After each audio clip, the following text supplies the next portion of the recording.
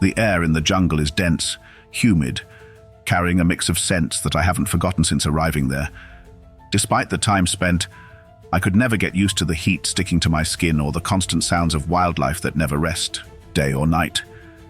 Back then, my routine as a soldier was simple: follow orders, survive, and stay vigilant. I'd learned that in an environment like this, any lapse could be your last. Our mission was to patrol an isolated region in Chiapas. We had received reports of unusual movements, supposedly related to drug trafficking, but there was something else, something unclear. No one in the platoon openly admitted it, but there was a tension that didn't just stem from the possibility of confronting armed men. It felt like the jungle itself had something to guard. The first time I noticed it was during a casual conversation with a comrade we called El Güero. We were sitting around a makeshift campfire. "Have you noticed the paths seem to change?" he asked, turning a stick to stoke the fire. "It's the jungle. Everything looks the same, yet nothing does," I replied. El Güero chuckled, but it wasn't mocking. It was nervous, as if he were trying to convince me, or himself, that there was nothing strange. Yet something in his gaze unsettled me. Everything began one afternoon that seemed like any other. We were advancing in single file, machetes in hand, carving a path through vegetation. The captain, a man hardened by years of service, led the way, while I brought up the rear. Suddenly, something caught my attention. A hammock strung between two trees, perfectly taut. There was no sign of who might have put it there. The fabric looked old and worn, but clean, as if someone had just set it up. "Who leaves something like this in the middle of nowhere?" I asked the comrade nearest me, a serious guy we called El Negro. El Negro stopped beside me, frowning. "It doesn't make sense. No one lives around here." The captain noticed it too, and ordered us to approach cautiously. That's when I saw him, a man lying calmly in the hammock. He wore simple clothes, too clean for someone supposedly living in the jungle. His face was serene, as though enjoying a peaceful afternoon. "Sir, what are you doing here?" the captain demanded authoritatively. The man didn't respond. He barely turned his head toward us, his gaze vacant, as though he wasn't really seeing us. El Güero stepped forward. "Sir, are you all right?" Then it happened, something I will never be able to explain. Without warning, the man and the hammock disappeared. They didn't fade or move away. They were simply gone. "What the hell?" I exclaimed, instinctively stepping back. The hammock fell to the ground as if it had never held anyone. The silence that followed was deafening. The jungle, usually alive with sound, seemed to hold its breath.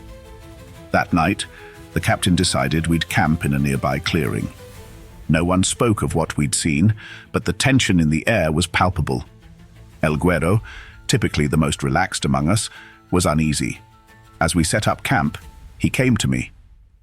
"Tell me you saw it too," he said quietly. I nodded without speaking. "This isn't normal, man. Something's wrong here." I had no answer. During dinner, the captain reminded us to stay calm. Whatever it was, we can't lose our heads. Tomorrow we finish the mission. But things only got worse. That night, while on guard duty, I heard the familiar sounds of the jungle: crickets, frogs, the occasional creak of branches. But there was something else, a faint murmur, barely audible, coming from everywhere and nowhere. A chill ran down my spine. "Everything okay?" El Negro asked as he came to relieve me. "Yeah, I think." I didn't tell him what I'd heard. Maybe because I wasn't sure it was real. The next day, one of our men disappeared. It wasn't unusual for someone to lag slightly during a march, but when we stopped for a head count, someone was missing. We searched for hours calling his name, but there was no trace. All we found was one of his boots, perfectly placed at the base of a tree, as if deliberately left there. "This doesn't make sense," the captain said, visibly frustrated. That night, no one slept well. The strange sounds persisted, and the murmur grew louder. This time, several of us heard it. "It's like someone's talking, but I can't understand what they're saying," murmured El Güero. El Negro cut him off sharply. "Enough. We can't let ourselves get carried away by nonsense." But even he was nervous. On the third day, we decided to retreat. The mission no longer mattered. All we wanted was to leave that cursed jungle. That's when we saw it again. the hammock hanging in the same place. But this time it wasn't empty. The man was there again, lying as if nothing had happened. The captain raised his weapon, and we followed his lead. "Identify yourself," he shouted. The man slowly sat up. His face was identical to that of the comrade who had disappeared the day before. "This can't be," El Guero cried, stumbling back. Suddenly, the man let out a laugh that chilled my blood. Before anyone could react, the hammock dropped to the ground. This time it didn't vanish, but the man was gone. We eventually made it out of the jungle, but we were no longer the same. El Guero left the service soon after. El Negro and I never spoke of it again, and the captain pretended it never happened. Yet sometimes in my dreams I see that hammock hanging between the trees, and I know that if I get close enough he'll be there, waiting for me.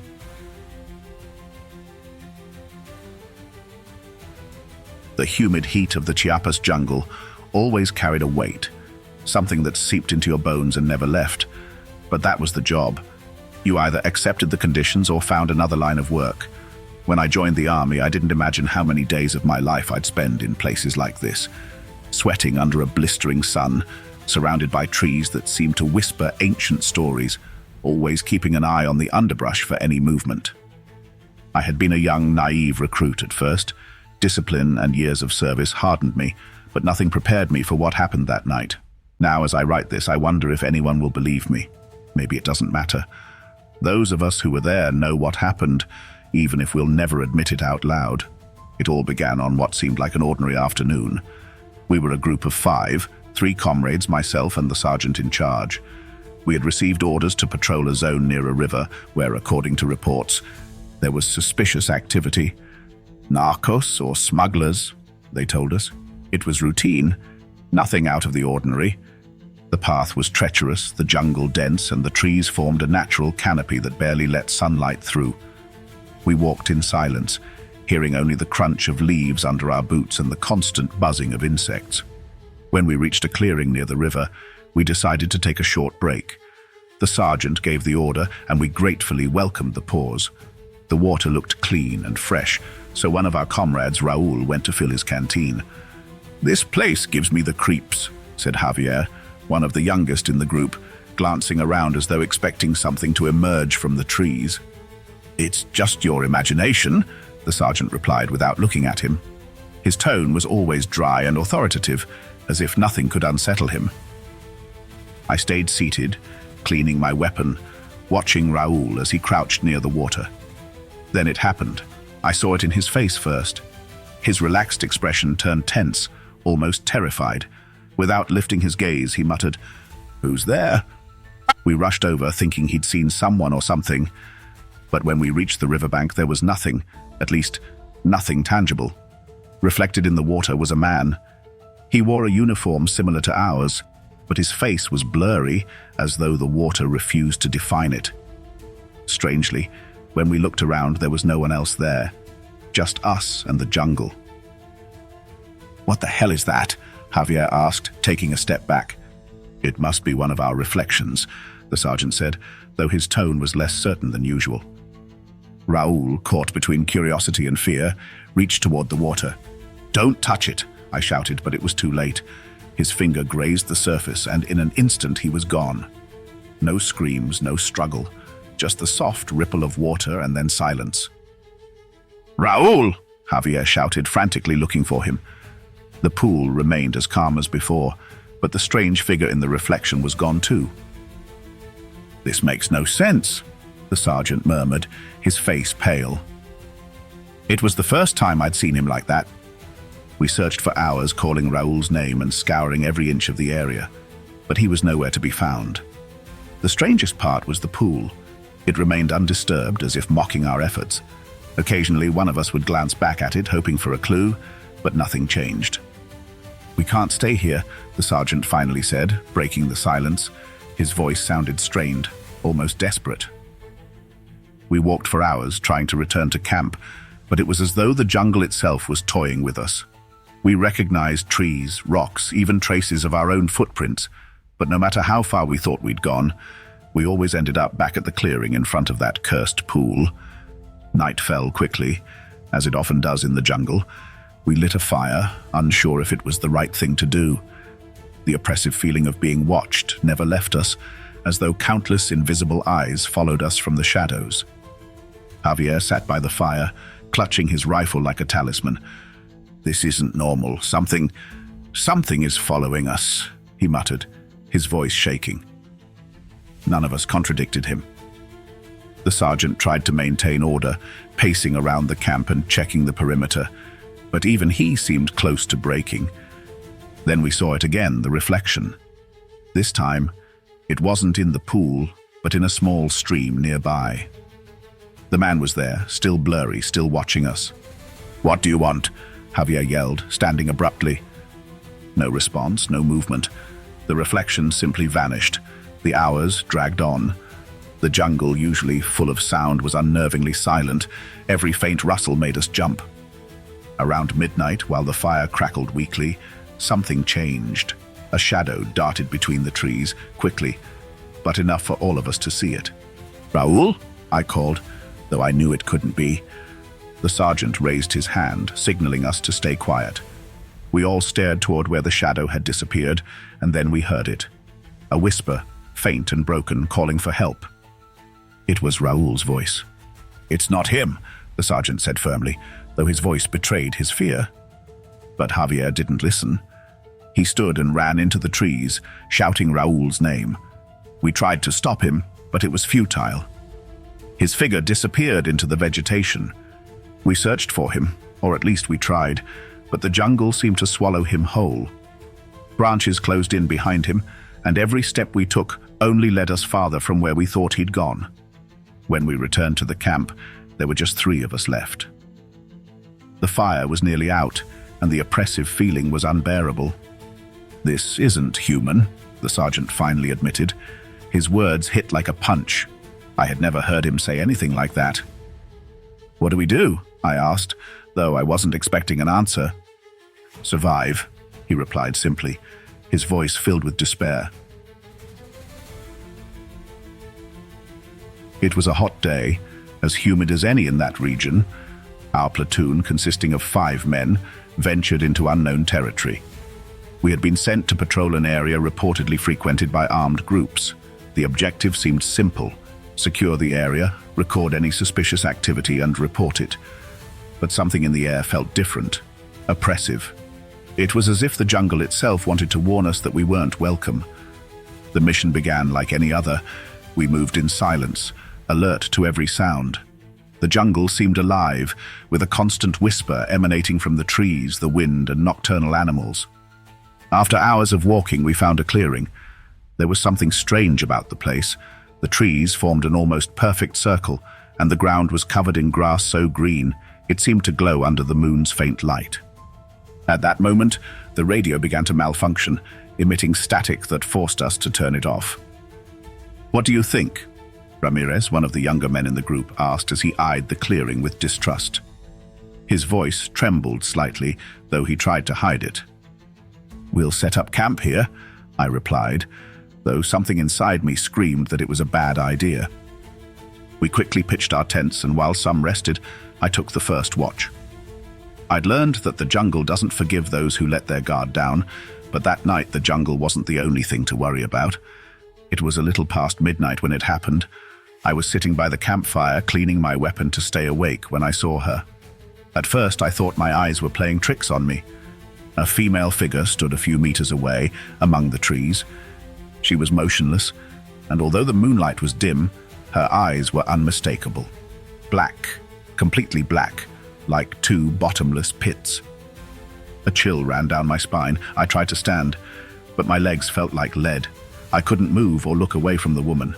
Time seemed to stop, the world around me fading.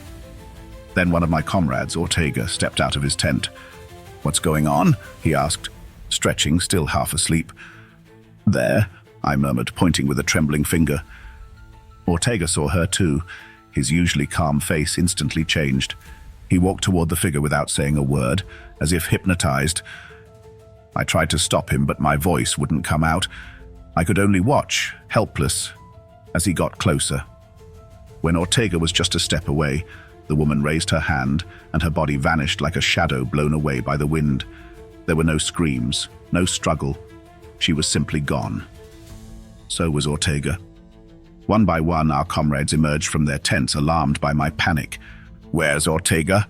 Ramirez asked, visibly shaken. There was a woman," I shouted, pointing to where it all happened.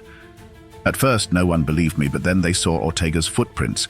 They led to where the woman had been standing, and then they stopped, as if swallowed by the earth. Uncertainty took over the group. We spent the rest of the night on watch, weapons loaded, eyes fixed on the darkness. But the woman didn't appear again. At dawn, we decided to look for Ortega. We had walked barely 100 meters when we stopped in our tracks. There he was, lying on the ground, or at least what was left of him. His body was pale, his eyes wide open and completely black, just like the woman's. The expression of terror frozen on his face made it clear he had died suffering something unimaginable. We decided to return. The mission no longer mattered. However, it seemed the jungle itself was against us leaving. The path we had taken to reach the clearing was gone. In its place was a tangled mass of trees and roots we didn't remember crossing. The compass spun wildly, and the sun, which should have pointed east, seemed frozen in the sky. "This isn't normal," said Hernandez, an older man who had seen many things in his life, but none like this. We moved silently, increasingly aware that something was watching us. Ramirez, who was walking behind me, started muttering something I couldn't understand. "What are you saying?" I asked. "She is here. She's following us," he replied, not looking at me. I turned quickly, but I saw nothing. However, something in his eyes worried me. He seemed absent, as if hearing a voice none of us could. Hours passed, or maybe days, and our supplies began to dwindle. Hunger and desperation weakened us, and tension grew. One night, while trying to rest, we heard a noise, a wail, a mournful sound coming from all directions. Hernandez was the first to break. "Enough," he shouted, jumping up with his weapon in hand. "Calm down, Hernandez. There's no one here," I tried to reassure him, but it was too late. He ran into the darkness, firing blindly. His screams stopped abruptly, and when we followed, we found only his weapon on the ground. There was no trace of his body, no footprints, no blood, nothing. Now there were 3 of us left, Ramirez, Morales, and me. Paranoia was tearing us apart. No one slept, and every shadow seemed to conceal the woman with black eyes. One night, while on watch, Ramirez started speaking to himself. "She's calling me. She wants me to go with her." "Don't listen, it's a trick," I shouted, but it was no use. He got up and walked into the forest. Morales and I tried to stop him, but it was as if an invisible force was pulling him. He disappeared among the trees, and though we searched, we found nothing but silence.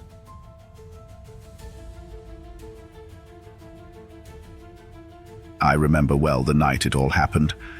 It was one of those evenings where the heat clung to your skin, and the sound of crickets composed an endless symphony. There were 5 of us at the camp, men hardened by daily patrols and a routine that, though exhausting, had started to feel mechanical. I was leading a group sharing stories around a small campfire. We weren't superstitious, but someone would always bring up a local legend, eliciting laughter and jokes. Sometimes I wondered if those stories held more truth than we cared to admit. That night, as we relaxed, an old man emerged from the trees. His silhouette appeared like a ghost, thin and hunched with tattered and dirty clothes. He wore a worn-out straw hat and had a face etched with deep wrinkles that seemed to tell their own story. He approached slowly, as if each step bore the weight of the world. His voice was deep and barely audible. "Please, I need help," he said. Though his tone wasn't pleading, something in his eyes left me uneasy. One of my men, nicknamed Lobo, stood up first. He was a brave guy, sometimes too much, and didn't hesitate to offer to accompany the old man. According to him, his grandson was sick and he couldn't move him alone. Despite my instinct to say no, something made me hesitate. Maybe it was his gaze, or perhaps the unnatural, almost oppressive silence that had fallen over the jungle at that moment. "I'll go with you, old man," Lobo said, taking his rifle and flashlight ready to follow him. I suggested he wait until dawn, but he refused. "It's just a couple of kilometers, Lieutenant. I won't take long," he replied with the confidence that always characterized him. The old man nodded, and the two disappeared into the vegetation while the rest of us stayed behind at the camp. The night dragged on and the air grew heavier. The campfire crackled oddly, as if it too felt the change in the atmosphere. The jokes stopped, and silence settled among us. I tried to sleep, but an inexplicable unease kept me alert. Hours passed and neither Lobo nor the old man returned. At dawn, we organized a search. We followed the direction they had taken, but their tracks vanished among the roots and wet leaves. We walked for hours, shouting their names until our voices were hoarse. Finally, we found it. The old man's hat hung from a tree branch, swaying eerily as if mocking our efforts. Beneath it, the ground was disturbed, as though there had been a struggle. "This doesn't make sense," one of my men murmured, his eyes filled with fear. Something inside me broke. I decided we would return to camp to regroup, but the feeling of being watched never left me during the entire trek back. That night, the jungle seemed darker, and the sound of crickets mixed with whispers no one wanted to mention. The following days turned into a desperate search. We combed the jungle repeatedly, but it was as if Lobo and the old man had been swallowed by the earth. The strangest part was that every morning we found marks near the camp. Broken branches, disordered footprints that led nowhere. The last night I spent there was the worst. I woke abruptly, not knowing why. The campfire was still glowing, though only embers remained. A chill ran down my spine as if something cold had slid along it. I looked around and saw that everyone was asleep except me. Then I heard it. "Please, help me!" It was Lobo's voice, but it didn't sound like him. It was distorted, like an echo mimicking his tone. I got up, grabbed my rifle, and walked toward the direction of the voice. As I ventured deeper into the jungle, the mist grew thicker, and the air smelled of rot. "Lobo, is that you?" I called out, trying not to sound as scared as I felt. There was no response, only the crunching of leaves beneath my boots. Then I saw it. The old man's hat, lying on the ground, surrounded by what looked like human bones. I bent down, and just as I was about to touch it, a low, deep laugh echoed behind me. I spun around quickly, aiming my rifle, but there was nothing, just trees and shadows.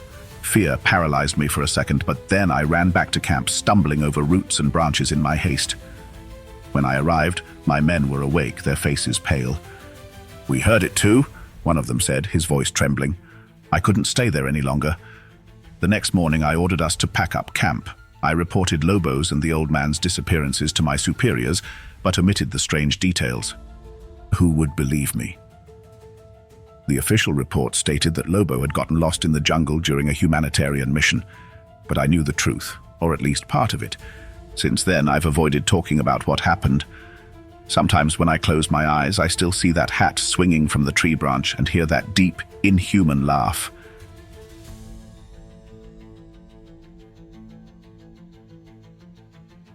I call myself a practical man, someone who isn't swayed by the supernatural. My life as a soldier taught me that everything has an explanation, a reason behind events, no matter how strange they may seem. But the experience I lived so many years ago, deep in the heart of the Lakandan jungle, still haunts me. It's a memory I can't erase, an event that defies all logic. It all began like any other mission. Our unit had been sent to patrol a remote region in Chiapas. The heat was unbearable, the humidity oppressive, and the constant buzzing of insects seemed to pierce our ears. There were 6 of us in total, a compact and well-trained group. Our task was routine: establish a presence, ensure the safety of locals, and, if necessary, investigate rumors of illegal activity. I remember that day we were walking along a narrow path bordered by trees so tall it seemed their tops touched the sky.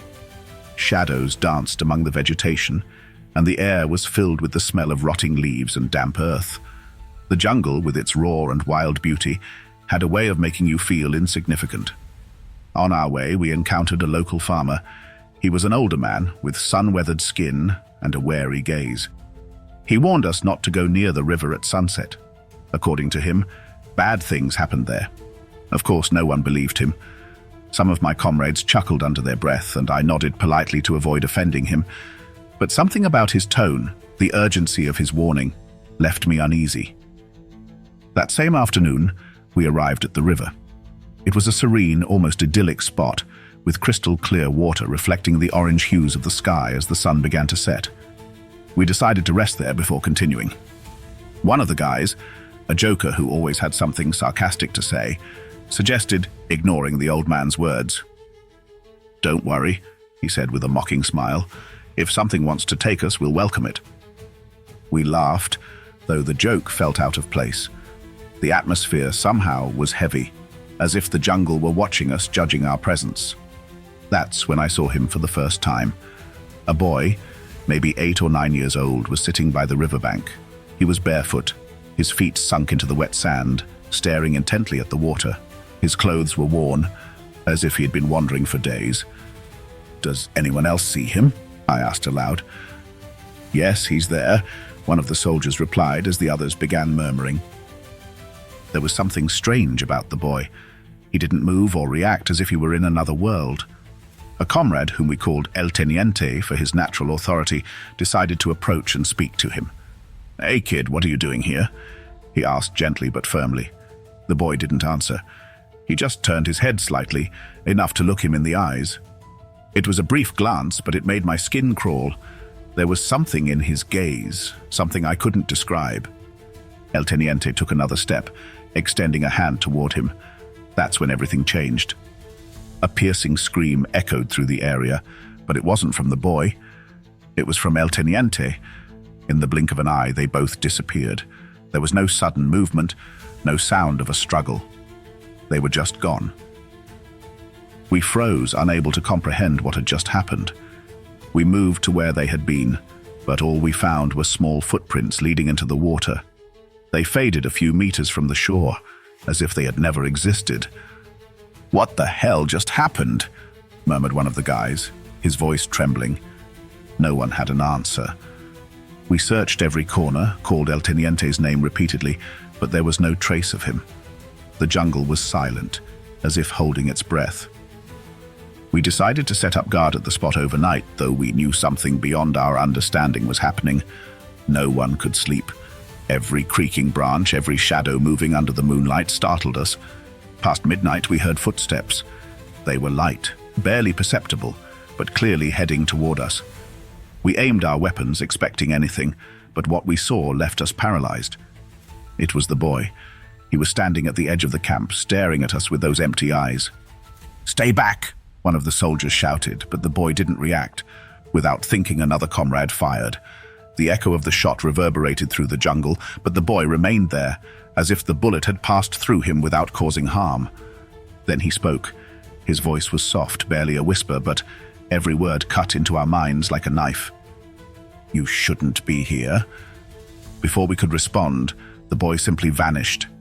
There was no movement, no transition. He just disappeared before our eyes. The situation was untenable. At dawn, we decided to leave and report what had happened. As we packed our things, I noticed something strange in the water. There was a figure, barely visible beneath the surface. It was El Teniente.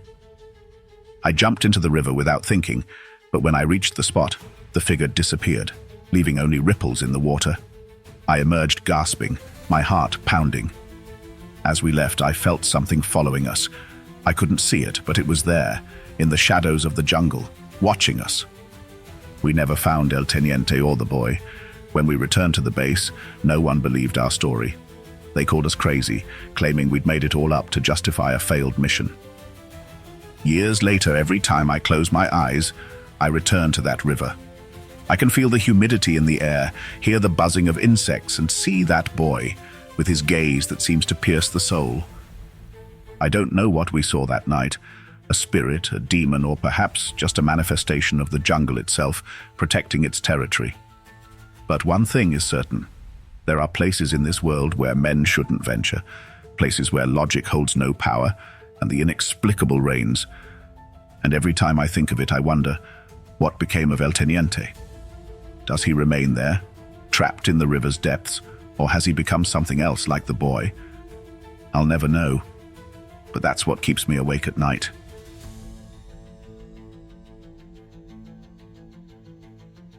Service took me to remote places, but it was in the jungle that I understood there were things more dangerous than the enemy. That deployment was routine, a reconnaissance operation. We were in a challenging area, with armed groups moving like shadows among the trees, and the heat, humidity, and diseases further complicated our stay. There were 6 of us on the team, all hardened by years of service, though some more superstitious than others. That night, the atmosphere was oppressive. We had gone days without rest, advancing through paths barely deserving the name, cutting through the undergrowth with machetes and sleeping among roots. The place smelled of wet earth, rotting leaves, and something else. Something I couldn't identify, but made the air feel heavier. It happened after dinner, while we took turns standing guard. We were in a small clearing, surrounded by a wall of massive trees that seemed to close off the sky. Corporal Jimenez, one of the most humorous among us, noticed it first. "Hey, what's that?" he said, pointing into the thicket. I looked in the direction he indicated and saw it. A figure dressed in white moved slowly among the trees. It didn't run or seem frightened. Rather, it glided, as if floating above the ground. "Must be someone from a nearby village," said Vargas, the most rational among us. "Maybe a woman looking for something." "Here? At this hour?" Jimenez replied, his tone betraying his nervousness. The figure suddenly stopped and turned slightly toward us. Although it was at a considerable distance, I felt its eyes, if it had any, were fixed on me.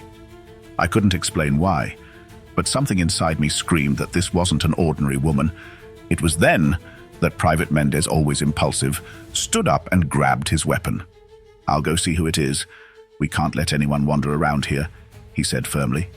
"Wait," I warned him. "You don't know what that is." But Mendez didn't listen. He turned on his flashlight and started walking toward the figure, which remained motionless. We all watched him, the silence broken only by the crunch of dry leaves under his boots. Suddenly, the figure began to move again, retreating deeper into the jungle. Mendez followed, and his steps and flashlight beam disappeared behind the vegetation.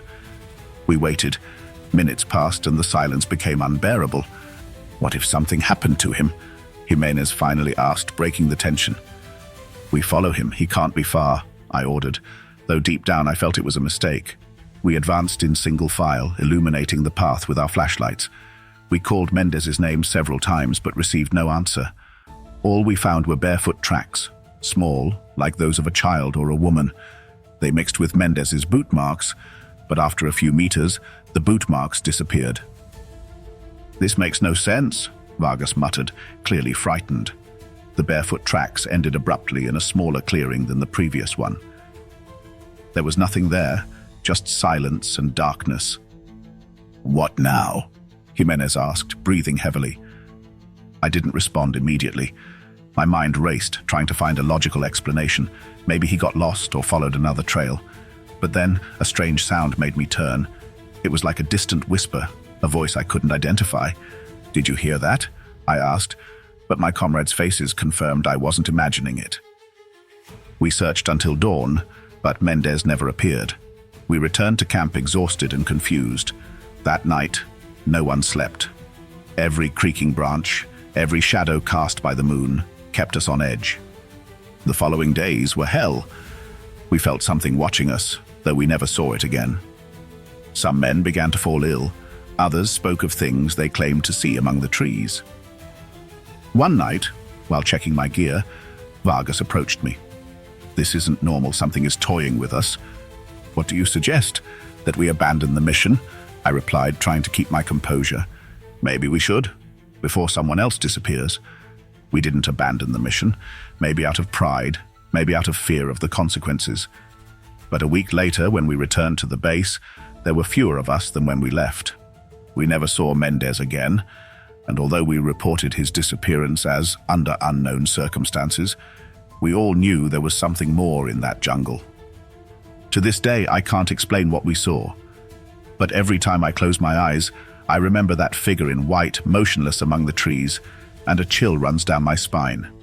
Some will say these are just stories to scare new recruits, but I know the truth. That jungle holds secrets better left undiscovered.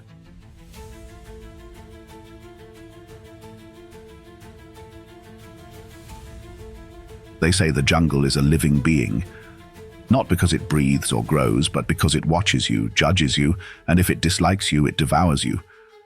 I never believed in such things. I was a soldier trained in logic and discipline, but what happened that night changed my life. I don't know if it was the jungle, some spirit, or just chance. All I know is that to this day, I can't stop thinking about that puddle. Years later, I was assigned to a unit operating in the Lakandan jungle. It was a beautiful yet hostile place. The heat was suffocating, the insects relentless, and above all, there was an odd silence.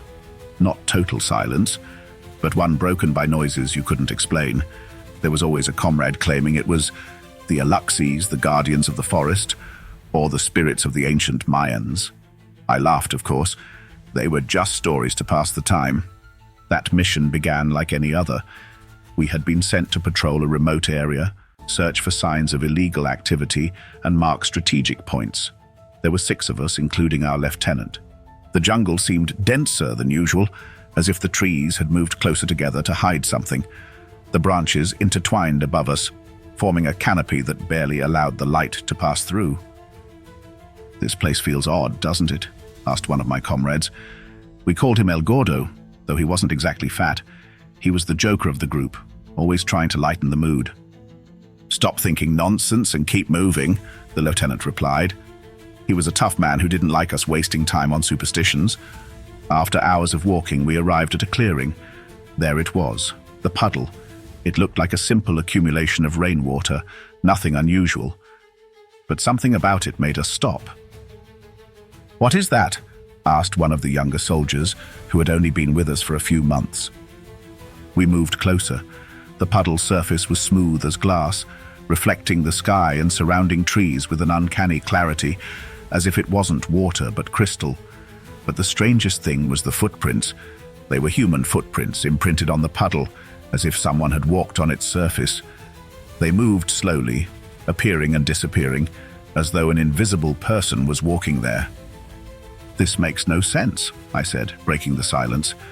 "There must be a logical explanation," added the lieutenant, though he didn't step closer. El Gordo, always daring, leaned over the puddle.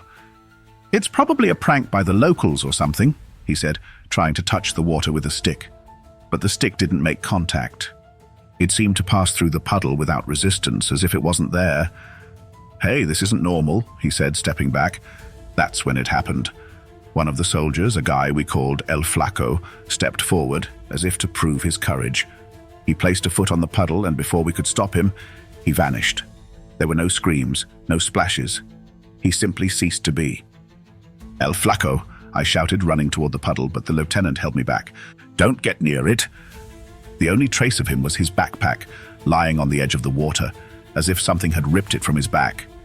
We stood in silence. El Gordo began murmuring a prayer while the young soldier stepped back, pale. "This is impossible, impossible," he repeated. "Everyone calm down," ordered the lieutenant, though his voice trembled. We tried to find El Flaco. We circled the puddle, called his name, even threw a rope into the water, but it was all in vain. It was as if he had never existed. That night, we camped near the site. Nobody wanted to stay, but we couldn't just leave. The lieutenant insisted we would continue the mission the next day.